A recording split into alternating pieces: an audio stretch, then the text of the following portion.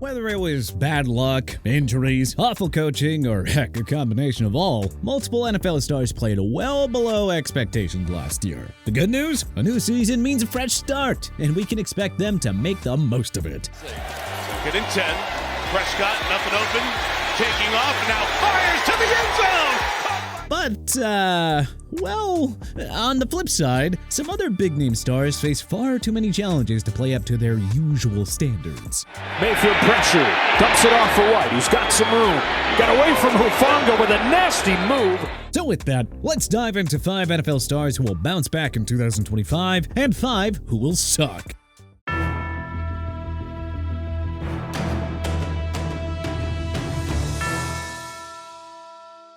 Bounce back, Aaron Rodgers.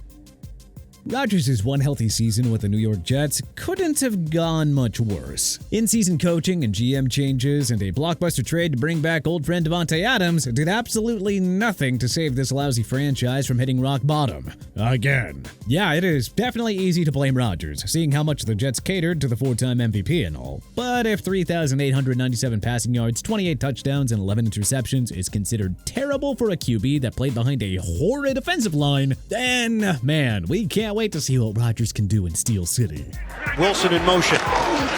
Rodgers, step up. Rodgers is sacked and loses the ball. Look, laugh all you want about the Pittsburgh Steelers bringing in a 41-year-old Rodgers to try and save the day, but if this team can go to the playoffs with Mason Rudolph and a washed-up Russell Wilson, then come on, what's stopping them from turning it up a notch with Rodgers? Since Ben Roethlisberger's retirement, Mike Tomlin has made a living out of building competitive teams with below-average QB play. Now he's adding a future Hall of Famer, now 2 years removed from a torn Achilles, by the way, to run the offense. Rodgers will play behind an above-average offensive line with superstar DK Metcalf as his main weapon. Pat Freiermuth and Jonnu Smith will be a dandy of a tight end tandem as well, with Jalen Warren ready to take over the ground game. Tomlin is a Hall of Fame coach. The Steelers haven't had a losing season since 2003. Hate on Rodgers all you want, but you really think he's going to fare worse in Pittsburgh compared to New York? The game has changed. Accountability is a little different. Rodgers. A bounce-back season is in order. So is a return to the playoffs. Now, if Rodgers could just pull a Peyton Manning or John Elway and go out as a champion. Suck Cooper Kupp. After a third straight injury-riddled year, the Los Angeles Rams decided to release Cooper Kupp in a cap-saving move. That part wasn't surprising. What was surprising is how he still landed a significant deal in free agency. Kupp decided to join his home state team, the Seattle Seahawks, on a 3-year deal worth $45 million in free agency. Yes, the Seahawks are paying that much to a 32-year-old receiver who has missed 18 games over the last 3 years. To the outside. Intended for Cooper Kupp once again. Not only is Kupp on the wrong side of 30 and too injury prone, but he's going from a Sean McVay coached and Matthew Stafford-led offense to, well, a great unknown in Seattle. The Seahawks are a rush-heavy offense with Kenneth Walker III and Zach Charbonnet. Jackson Smith-Njigba is the number 1 receiver there, not Kupp. And, also, don't mind us for being a bit skeptical that Sam Darnold will repeat last year's dream season in Minnesota. Just everything points to a down 2025 campaign for Kupp, who has already been on the decline for a couple of seasons now. Bounce back, Dak Prescott. Before the Dallas Cowboys kicked off their 2024 regular season, Jerry Jones handed his Pro Bowl signal caller a 4-year contract extension worth $240 million. I think it's fair to wonder if Jones would have still paid Prescott that much money if he had a mulligan. The 3-time Pro Bowler was enduring the worst season of his career before undergoing season-ending hamstring surgery. Prescott lost 5 of 8 starts and threw just 11 touchdowns against 8 interceptions, with a career-low 86.0 passer rating. 2nd and 10. Prescott, nothing open, taking off, now fires to the end zone! Even before his injury, it was clear that Prescott just didn't have it in 2024. Now, we know Dak hasn't had any postseason success up to this point of his career, and we're not here to say that Dallas will compete for a Super Bowl in 2025. But as far as regular season production goes, Prescott is very much in line for a strong bounce-back year. We were not high on the Brian Schottenheimer hiring, but we are confident that he'll be an upgrade over Mike McCarthy, who really should have been let go 2 years earlier. Equally important, Dallas got a legitimate number 2 receiver in George Pickens, who came over via trade with the Steelers. Pickens has exceeded 800 yards in each of his 3 seasons with weak quarterback play. Get the ball.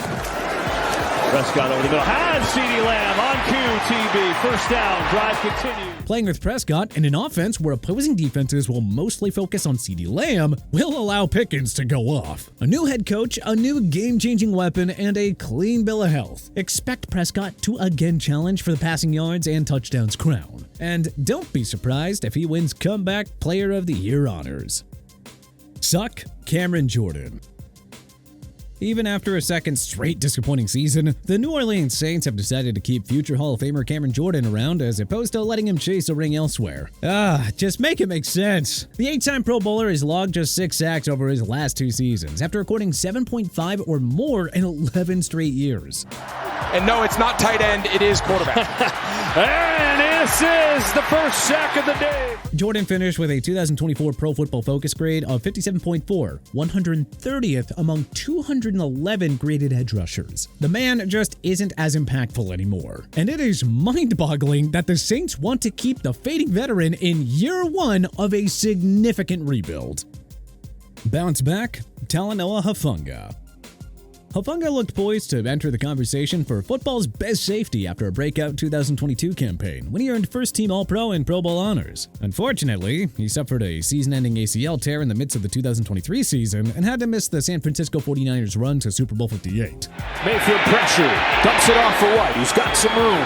Got away from Hufanga with a nasty move. Man, if he was healthy, the 49ers might have emerged victorious over Patrick Mahomes and company. Well, various injuries have limited Hufanga to 7 games in 2024, and he never once looked like an All-Pro. He garnered a disappointing 57.8 PFF grade that ranked 121st among all safeties, including a woeful 52.4 coverage grade. But the Denver Broncos are betting high on Hufanga's upside, having agreed to a 3-year deal worth $39 million in free agency. Hufanga joins a Denver team that gave up the 3rd fewest points last season, led by a reigning Defensive Player of the Year Patrick Surtain II and the underrated Riley Moss. The Broncos boast one of football's best secondaries that should make life easier for Hufanga. The Broncos also brought in ex-49ers star Dre Greenlaw, one of the game's best linebackers in coverage. Hufanga has never played with a cornerback like Surtain in San Fran, and now he gets to play on a loaded defense with the game's best shutdown corner. Add it all up, and the man is bound to regain that All-Pro form in year 1 with his new team. Suck Travis Etienne Jr. Etienne's first 4 years as a pro can only be described as a roller coaster. He missed his entire rookie year due to injury, then rushed for over 1,000 yards in back-to-back years. Off play action now, a little pass taken here by Etienne. Off he goes into Saints territory. Then lost his starting RB job to Tank Bigsby. Etienne and Bigsby are competing for the RB1 job again. But you figure that Bayshul Tootin out of Virginia Tech will get playing time as well. The bruising 209-pound back just rushed for over 1,100 yards in his final college season after all. Ball's in Nashville, the Vandy boys. Here's Tootin. Stutter step. Tootin towards the end zone for the touchdown. Either way, it's hard to imagine one Jaguars running back going off when everybody needs a slice of the pie. Also, the Jacksonville Jaguars just paid a king's ransom to move up and select two-way phenom Travis Hunter with the number 2 pick. So in other words, first-year head coach Liam Cohen is going to rely mostly on the passing game led by Hunter, Trevor Lawrence, and Brian Thomas Jr. Etienne is not gonna get the same workload that he enjoyed in 2022 and 2023. Don't say we didn't warn you, folks. A disappointing contract year now awaits Etienne, who probably needs a fresh start anyway. Bounce back, Brandon Aiyuk. After requesting a trade last offseason, Aiyuk changed his stance and signed a lucrative 4-year extension worth $120 million.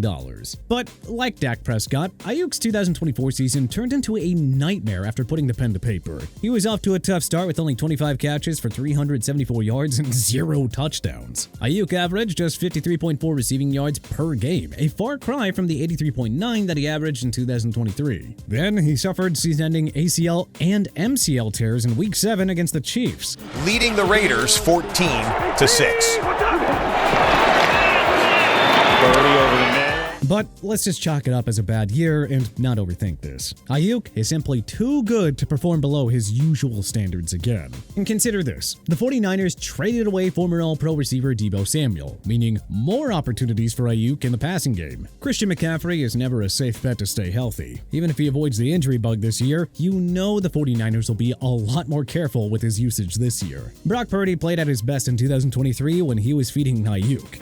Brock Purdy. Oh boy, Brock Purdy found Aiyuk! It's possible he'll miss a game or two, but we expect prime Brandon Aiyuk to take over once he's back on the field. Suck Baker Mayfield. We know. We were skeptical that the number 1 pick of 2018 would repeat his 2023 success last year. He didn't repeat it. He was even better, in fact, with career highs across the board, a 71.4 completion percentage, 4,500 yards, and 41 touchdowns. But this time, we're positive that Mayfield won't come close to repeating the previous year's success. The Tampa Bay Buccaneers lost offensive coordinator Liam Cohen, who took the Jaguars' head coaching job. Their new OC is Josh Gizzard, a 35-year-old who served as last year's passing game coordinator. Asking him to replicate what Cohen did is a lot easier said than done. We're also worried about the injuries to All-Pro offensive tackle Tristan Wirfs and superstar wideout Chris Godwin. Both began training camp on the physically unable to perform list, and Wirfs is expected to miss the start of the year recovering from a knee injury. Godwin suffered a gruesome dislocated ankle in a Monday night game against the Baltimore Ravens and required a second surgery in the spring. And he is not a young man anymore at age 29, keeping in mind that he suffered ACL and MCL tears late in the 2021 season as well. So Mayfield lost his OC and will begin the year without his best offensive lineman and number 2 receiver. And even Mike Evans might be due to regress as he enters his age 32 season. Since they play in the NFC South, Tampa might cruise to a 5th straight division crown. But make no mistake, Mayfield is due for regression, and fantasy football players should stay away. Bounce back, Max Crosby. Nothing went right for the Las Vegas Raiders in 2024, hence the house cleaning across the organization. New minority owner Tom Brady did not play around, working with Mark Davis to recruit a new GM head coach tandem of John Spytek and Pete Carroll. The Raiders acquired Geno Smith via trade with Seattle before using the number 6 pick on Boise State running back Ashton Jeanty. Then, in one more stunning move, they released star defensive tackle Christian Wilkins with 3 years left on his deal. So, for better or for worse, the Las Vegas defense runs through Max Crosby now. But 2024 was a down year for Crosby, who had just 7.5 sacks in 12 games. Crosby finished with a 74.3 PFF grade, well below the ridiculous 92.0 mark that he had in 2023. Well, for starters, a healthy Crosby is a safe bet for double-digit sacks, so better health alone will help him bounce back. But a defensive-minded genius like Carroll should easily get the most out of Crosby too. 2023 first-round pick Tyree Wilson and free agent signing Jermaine Pratt will help in the front 7. Meaning opposing offensive linemen can just focus solely on stopping Crosby. The bottom line, Crosby has been one of football's best pass rushers this decade, and he will return to the upper echelon in year 1 under Carroll. Suck Travis Kelce.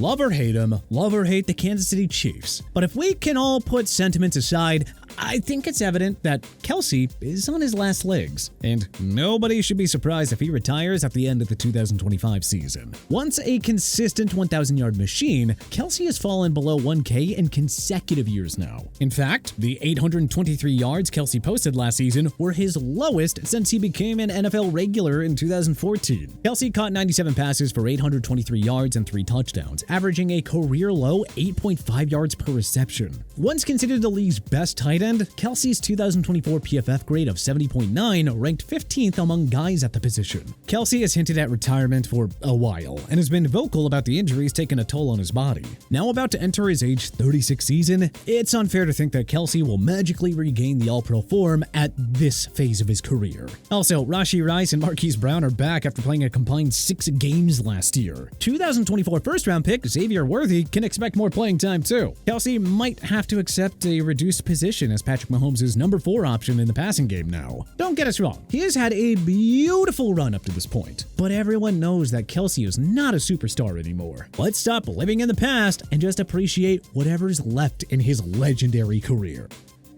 But hey, which other NFL stars will bounce back in 2025 and which ones will suck? Let us know in the comment section below. If you liked this video and learned a thing or two, then clicking the like button helps us out a ton. And you know, we really appreciate it. If this is your first time coming around to TPS though, then subscribing is a great idea, because we put out videos like this every single day. But as always, thanks for watching, and we'll see you guys next time.